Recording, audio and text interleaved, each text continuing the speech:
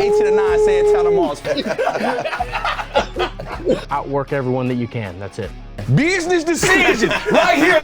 We got a fun show for you here today, Commanders family. The captain, London Fletcher, will be joining the show. We'll jump into the film room and break down big plays with big-time playmakers with nobody else than Logan Paulson. And BMitch calls in and hangs out with us to talk all things draft. All that and more starts right now.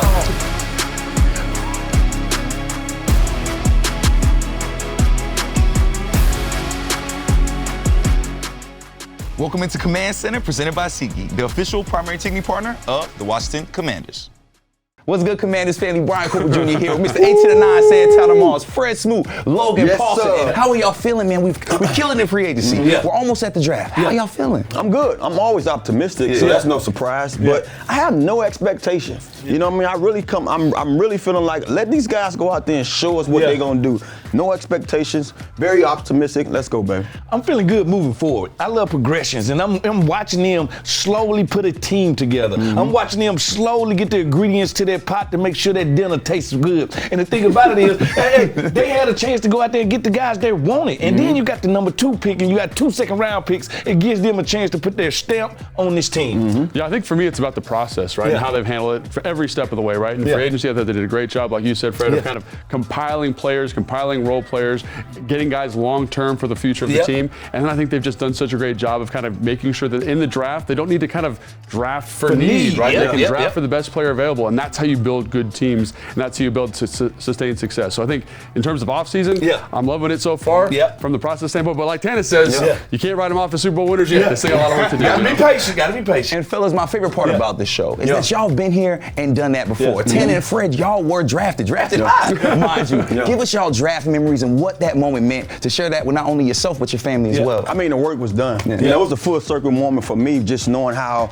I kind of got into college through the back door. You know, I was a walk-on, and folks didn't know me. And I remember having a moment sitting there and everybody talking about what they did in high school, knowing I played good football, but I didn't get here off of that good football. So to now sitting here and knowing my work is done, I'm finna go in the draft, and I just want to be drafted. I care less where. But to know that I was going to be a top pick, man, hey, I was happy, and I was knowing that I'm going to get ready to take care of my family. You know how many athletes dream about that day? You dream about that day. But for me, especially because it was the day after my birthday that I'm getting drafted. So my birthday today, and then I get drafted the next day. And it just felt so good because for a moment I had clarity of, I remember all those days my mom dropping me off at elementary practice. I remember my mom, my dad in the stands in high school. I remember my mom traveling to watch me play at Mississippi State. It all came forward and it let me know this ain't just my day. This day is big for my family. This is big for my teammates. It's big for everybody that had anything to do with Fred Smoot playing football. So it was like we got drafted, and then I got drafted here. So there was an icing on the cake. So it really, really felt good on draft day for me. A huge moment for these young prospects. And Logan, something that's very interesting. You have relationships with Adam Peters and Dan Quinn. They have to collaborate on a very big number 2 pick. How important is that collaboration? I mean, the collaboration is extremely important. I think understanding kind of that it's Dan's team and Adam is kind of providing the groceries. And Adam's such a great talent evaluator. They're going to do a great job. And they're so similar in terms of personality. I can't wait to see what they do. Now, fellas, since this is our draft special, we, of course, got to take a look at all of our draft picks. And fellas, there's a lot of them. Let's check them out. Let's take a look at our lucky numbers brought to you by Maryland Lottery Fast Play Games. Play fast, win fast today, but please play responsibly. We have 6 picks in the first 3 rounds, 2 picks in the 5th round, and then 1 pick in the 7th. You've heard the names: Caleb Williams, Jaden Daniels, Drake May. All eyes will be on where these top quarterbacks end up. But there are plenty of other roles on a football team, so let's hop into the film room with Logan Paulson and talk about a few other top prospects in this draft. Welcome into the film room. And guys, we just saw that full screen with all of our draft picks on there. People get obsessed with that 2nd pick overall, but Fred, it's the rest of the draft. There's so many draft picks, bro. Yeah, right? And so these are some guys who went to the combine, got to check out some football players that I thought could fill out that kind of middle round, the 3rd, the 4th, the 5th round guys that are really good football players, right? And this guy, Kalen Bullock from USC. Not a perfect prospect, so I don't think he's going to be a 2nd round guy, but probably a 3rd round guy, maybe 4th, 5th round guy. But Fred, when he moves and silky smooth, the way he tracks the football, Santa, like it's a special guy, right? He's 6'3", and to see him track the football like this, it's almost like a receiver, right, Santa? It's all about potential also, too. Yeah. I mean, one of the things about great coaches or good coaches, when you see a guy that has some of the skill sets or the traits that you want to be able to, go out there and perfect, I mean, you go out to a guy like that, and he's showing that right now in his film. Yeah, and not the best tackler, Fred, but I see these feet, and I start falling in love, man. No, he's a dancer, and you want all of your DBs to be dancers. That means you want to have light feet and fluid hips, and that's what he show you. Make it look easy. When he catches the ball, he makes it look easy. When he backpedal, he makes it look easy. And look how smooth this is right here. That's what you want to see from your defensive backs, game in and game out. Especially at 6'3". Yeah. 6'3", and a guy that could maybe play corner, play that big slot, and also can turn the football over, Fred. Ton of interceptions in college. And so go to the combine for guys like that. See them move around in person. Another guy that really helped himself out was Theo Johnson from Penn State. So obviously, big hoss, man. 6'6", 260, ran a 4.5. Your type of guy. Big, nasty dude. I thought he was a little stiff, so I was like, how's he catch the football? But seeing him run through the gauntlet drill, I was like, man, maybe he's not as tight as I thought. And so for a guy of that size to be running and jumping the way he jumped, he got a 9.9 RAS score, raw athletic score, which is almost perfect. That means you're an animal. And so to see him catch the football and move like this, I was like, all right, man, maybe there's something here. And a guy that could fill a role for the Washington Commanders. No doubt. I hate that drill, and he did it well. I mean, you know I hate it. I talk about it. I can't stand the gauntlet. But one of the things about it, when you see a guy with that size and those hands, and like I said before, you just want potential from guys like this in those late round, man. What can I do with a guy like that when he gets here in the building? He's like a guy that you can push up the seam at all times. I love it. A guy that can block a 6 technique, but also catch the football, and that is a lot of value in the NFL now because it dictates personnel matchups. That's what he does for you. And the other reason you go to the combine, Fred, is for the big nasties, man. Ooh, that smell like bacon. And we got Christian Haynes from UConn here, small school guy. Really loved the film. Really physical, tough guy. I was like, how does he move? How is he as an athlete? Tana, come and get it. Come and get it, man. He coming. He coming. Look at him move right here, man. Like, I love to see big dudes that move like that this. 200 right here. Look at it. Look at it. Come get these biscuits at home. Look at his face, man. He's about this work right here. Look at that. He's locked in. He's biting that tongue, digging it out, and then this is you right here. This is a nightmare right here. This how it looks, people. When I had to take on a sweep and the running back is behind him. What you saying? Business decision. Right here. They're like, I'm telling you, this is a corner's worst nightmare. A big man like that running to you with bad intentions. And so they got to run, but they also got to pass protect him. Right? And I look at this and I'm like, this man's got some. Look at those feet. That's Hammer. That's MC Hammer, man. And that's what I love to see, man. And so we talk, these are the mid-round guys. And we talk about these guys extensively on Ticket to the Draft podcast. You can get that wherever you get your podcast. More of this type of draft content exclusively for the Commanders. And you don't just talk about the mid-round guys on your podcast. No, we talk about everybody. You also talk about the late-round guys. And we brought in a 7th-round pick in Nick Allegretti to be one of our guards. And he played 6 seasons. He's going into his 6th season in the NFL. So we had to ask Nick, how do you have longevity like this and give some game to these young draft prospects? Let's take a listen.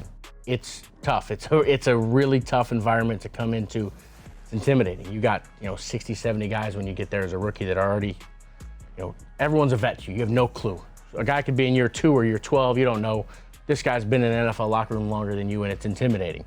So get there, feel out the locker room, but don't feel it out on the field. When you get on the field, you get into the weight room. That's where you stick out. You don't have to stick out by being the loudest guy on social media or in the locker room playing all the games or music, whatever. Have your personality be that, but stick out on the field. If you're a receiver, you're gonna go make your catches, but you can stick out blocking. Just anything extra that you can do to stick out when you're working out, when you're on the field at practice, it's gonna be huge. I mean, like you said, I didn't think if I would have made it 1 year on the practice squad when I was a 7th-round pick, I'd have been ecstatic. I had no clue what the league had in store for me. And to be going into my 6th year, I mean, it's hard to believe. It truly is. But I just outwork everyone that you can. That's it. It's refreshing seeing a guy that is so hungry to make an impact. You can catch my full Free Agency Friday interview with Allegretti this Friday on the Commanders YouTube page. And speaking of making an impact, we had to welcome in a very special Washington legend who has always made his impact felt on the field to help preview the Commanders draft picks. Commanders family welcoming in the captain, Mr. London Fletcher himself. London, how you doing, man? It's been a minute since we've seen you. I'm doing great, man. Doing great. Excited about the upcoming draft. Oh, yeah. And we are just a week away from the draft, man. So I got to get how you feeling right now. Are things changing for you, man? Are you getting a little nervous? Are you getting more excited? This is probably one of the biggest drafts we've seen in a really long time for the Commanders. Yeah, I'm more excited. I'm excited to see, what we do first and foremost with the number 2 pick. Do we stay there or do we trade back, things like that. But just excited to see the first draft under Adam Peters and Dan Quinn, see what they're looking to bring into our Commanders organization. As I'm excited for the players. I know this is an extremely anxious time for those guys, having gone through this many years ago, and just you're anxious to see where you're finally going to be drafted, what team you'll be playing for, and things like that. So if you don't love football in this time of year, I don't know what's wrong with you. And one thing Logan had mentioned earlier in the show is the collaboration between Dan Quinn and Adam Peters. How important is their collaboration on this number 2 pick and this whole draft? This is the first time the fans really get to see them work together. It's extremely important when you talk about the head coach, general manager, and also you have to throw in ownership. All those three have to be in line when you're talking about bringing in not just the number 2 overall pick, but every guy that you're bringing to your organization with the free agents, the draft picks, and also the undrafted free agents. Everybody has to be on board with those guys. And in terms of Adam Peters and Dan Quinn, it's up for Dan Quinn and his coaching staff to give Adam the exact qualities of the players that they want. Hey, these are the skill sets of the type of guys I want for our scheme to function at its best. Give him that information. Let his scouts go out there and identify the guys that they feel like would best suit being players for the Washington Commanders. And London, you mentioned free agency. We have been killing it, all free agency, and have added a lot of guys. I've added some guys since you were last on the show with us, so I have to ask you, has anything changed for you? Do we have new positions of need now? What are our biggest positions of need after we've taken care of some of them in free agency? When you look at some of the positions of need prior to free agency, they have been addressed. The offensive line, especially interior offensive line, getting the center shot position shored up with Biadasz, bringing in Nick Allegretti from the Kansas City Chiefs to play guard. But I still look at the left tackle position. I know we re-signed Cornelius Lucas, but we still need to address that. I see Cornelius more as a swing backup tackle, somebody who come in, he can play right tackle, can play left tackle, could be a starter for you in a pinch if you need to, but I still see them as wanting to go out and address that left tackle position, get a young guy in there, somebody who they feel like can be a left tackle for many years to come. The defensive tackle position, I think that's something, adding to that, not a starter. We don't need a starter with Deron Payne and Jonathan Allen there, but I think we need a guy to add into the mix there.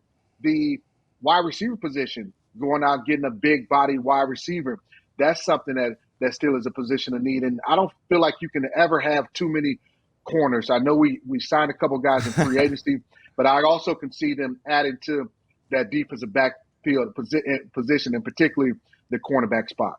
And you mentioned offensive tackle. So your boy Fred Smoot, he misses you, man. Fred had a scenario where we trade up back into the first round to get not necessarily the best tackle that's available, but the tackle that we really want. Do you see any scenario where we trade up and have 2 first-round picks this year? Sure, you can see that. And you look at the draft in particular, it's deep at that offensive tackle position. And there's some guys that, I'm sure they'll identify as maybe first-round talent that may be within our striking range, where we don't have to give up too much to move from 36 or 40 to get in a position to draft one of those tackles, say a Jordan Morgan out of Arizona, who I really like. And, maybe he won't be in the top half of the first half. Maybe he's still available towards the bottom of the first half and first round. And, you're not sure if he'll be there when you pick him in the second round. So, give up a little bit to come up and get that guy. But again, it has to also be a situation where if you have maybe 2 or 3 guys that you don't see that much of a difference with, you can stay put at 36 or 40 and still get one of those guys. And then maybe you add a wide receiver with that other second round draft pick. So there's a couple different scenarios. I can see where Fred is kind of, wanting us to trade up, but there'll be a lot of options in play when it comes to our time to make those selections. It's always nice to see you and Fred Smoot in agreement, man. It's a beautiful thing. Now, as you know better than anybody, right? That's a rare thing. But as you know better than anybody, right? Only so many people can get drafted. There are going to be some talented guys that go undrafted. As somebody that's been in that position before, what is some advice you would give to these young rookies coming in that didn't get a chance to get drafted but still want to live out their dreams? Yeah, it's going to be a lot of really good football players that don't get drafted. I look back to myself in 1998 not being drafted, but once I got over the disappointment, you have to get focused and focus on finding the right place for you, talking to your agent. Hey, where can I go? And the head coach and this team gives me the best chance to make a ball club. So there'll be a lot of really good football players that don't end up being drafted, that go to a place and get an opportunity and end up making ball clubs. And not only make ball clubs, end up having long careers. There's been countless guys who've been undrafted, some who's made the Hall of Fame, and some that have gone on and made and played a long time in the National Football League. Well, London, the question that everybody's dying to know is what will the Washington Commanders do with that number 2 pick? You had a mock draft where we were taking Jaden Daniels number 2. Now, I got to ask you, there's constant ebbs and flows in this, right, as we approach the draft. Has anything changed for you with that number 2 pick? Man, you know what? It's more information has come out, and you start to hear more, rumors and things of that nature. Nothing has changed for me in terms of who I view as the second best quarterback in this draft, and that is Jaden Daniels. When I look at him, I see an elite talent. I see 2 really elite quarterbacks in this draft, and that's Caleb Williams and Jaden Daniels. Everybody after the other guys after that, really good quarterbacks, but those are my 2 elite quarterbacks. So nothing has changed from my mind in terms of who I would pick at the number 2 pick. In terms of what they're going to do, I don't know, because obviously they have a lot more information than I do, but for me, it's Jaden Daniels all the way. Well, London, if there's anybody that knows about elite talent, that is our own London Fletcher. London, brother, thank you so much for joining the show, man. We can't wait to see you again, and you'll be back in the studio in Ashburn for the draft, right? Yeah, I'll be there. I think it'll be Logan and I holding it down in Ashburn. We're going to be doing it up, celebrating every single draft pick we make. Hey, man, well, we can't wait to see that, man. London, it's always great having you on the show, and until next time, brother, be good. All right, thanks. Here's a look at how a few of our Command Center analysts have the first 5 picks going. Obviously, lots of speculation around what the Commanders have happening with that number 2 spot. Quite a list from our guys. And you see, man, it looks like a Super Bowl champion on that graphic right there. So you know what? Why don't we welcome in Brian Mitchell to the show? It's time for Just Chill, brought to you by Steam Fitters. UA Local 602 provides the highest HVAC and mechanical piping services. Brian Mitchell, how you doing today, brother? You look good. BMitch, what's up? I'm good, brother. How y'all doing, man? Oh, man, we are blessed and so happy to have you here. Now, we've been talking all things draft, so I'm going to ask you the first question. Free agency, you see what we've done there.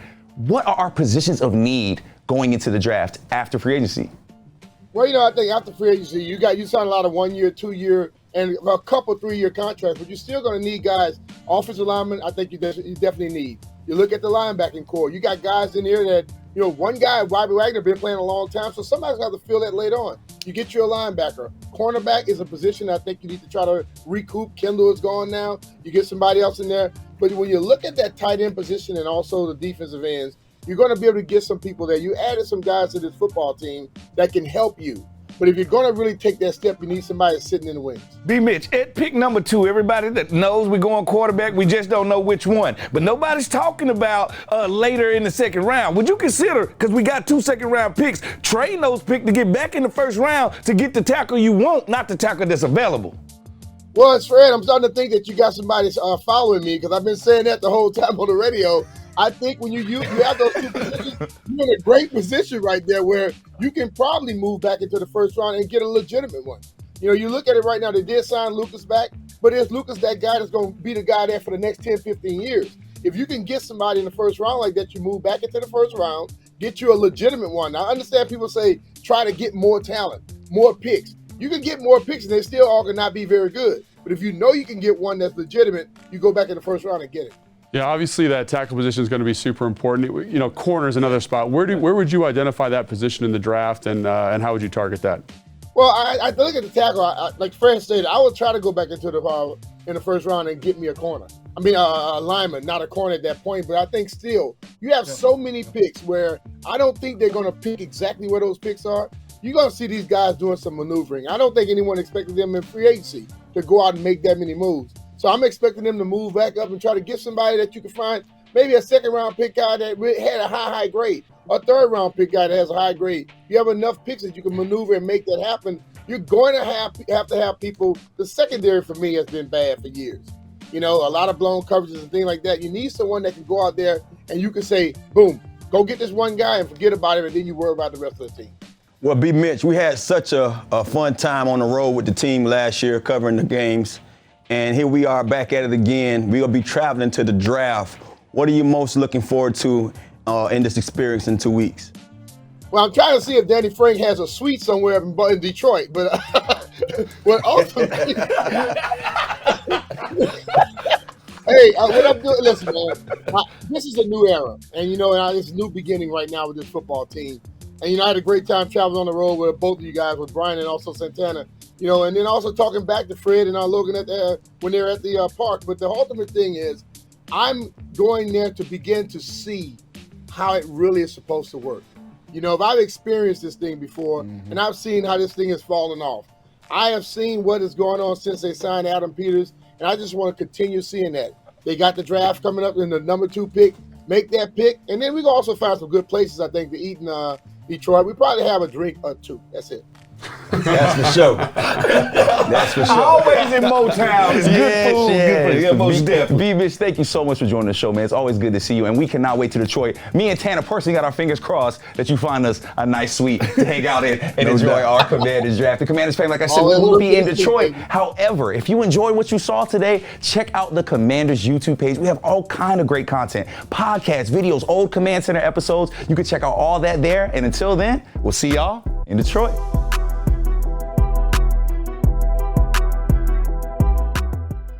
Join me as I take a deep dive into the least consulted ticketing app in history, SeatGeek. Did SeatGeek invent the ticket? No, but we do make them work. Drum roll, please.